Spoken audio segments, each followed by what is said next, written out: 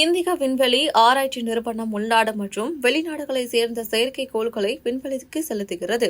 இதற்கு துருவ செயற்கைக்கோள் ஏவுதள ராக்கெட், புவி ஒத்திசைவான செயற்கைக்கோள் ஏவுதள ராக்கெட், புவி ஒத்திசைவான செயற்கைக்கோள் ஏவுதள ராக்கெட் மார்க் 3 மற்றும் சிறிய செயற்கைக்கோள்களை விண்ணில் ஏவ பயன்படும் ராக்கெட் என 4 ரக ராக்கெட்களை பயன்படுத்துகிறது.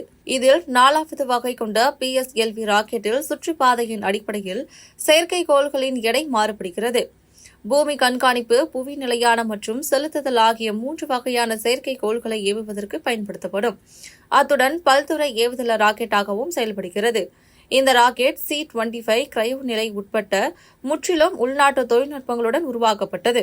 இந்த நிலையில் இஸ்ரோ அதன் அடுத்த தலைமுறை ராக்கெட்டான LOX மீத்தேன் என்ஜினில் முதல் சூடான சோதனை நெல்லை மாவட்டம் மகேந்திரகிரியில் உள்ள இஸ்ரோ ஆய்வு மையத்தில் வெற்றிகரமாக நடத்தப்பட்டது.